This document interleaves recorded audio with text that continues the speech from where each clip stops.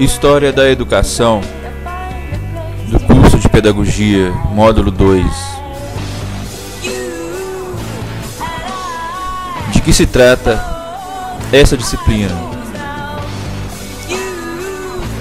De realizar uma investigação sobre o sentido da educação no Brasil nesse período? Ou seria uma história da antropologia do comportamento de ensino? Ou seria uma história da cultura? Ou seria uma história da cultura brasileira? O que é a história da educação? Talvez uma pergunta mais epistemológica: qual o sentido na formação do pedagogo em se discutir história da educação? Um sentido metafísico ou um sentido pragmático?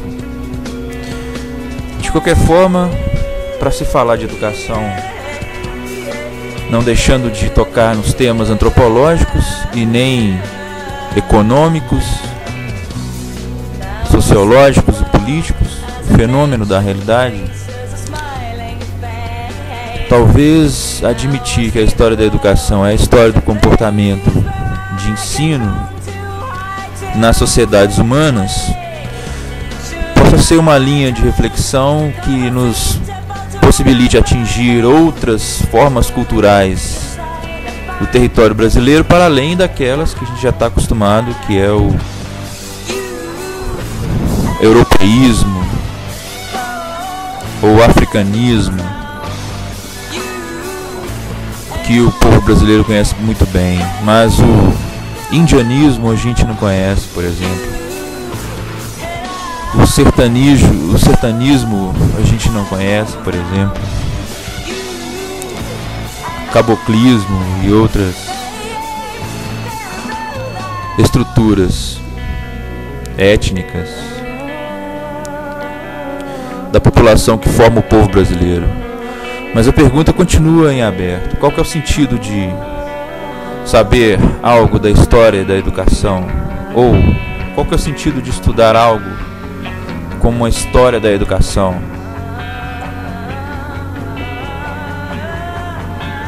Talvez de fazer um laboratório, virtualizar, ter um espaço na formação do pedagogo para sugerir, para pensar, para fantasiar.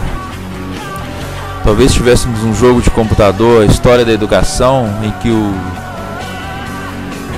gamer pudesse aventurar por destinos históricos diferentes, ou seja, simular. Talvez ele compreendesse as determinações materiais.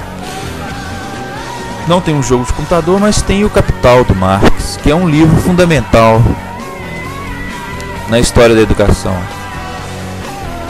É um livro importantíssimo para se entender a história da educação no capitalismo, no atual momento contemporâneo. Claro que estudar o Capital não é muito bem compreendido pelas pessoas, principalmente pelos alunos, que têm uma dificuldade muito grande com a forma como Karl Marx escreve.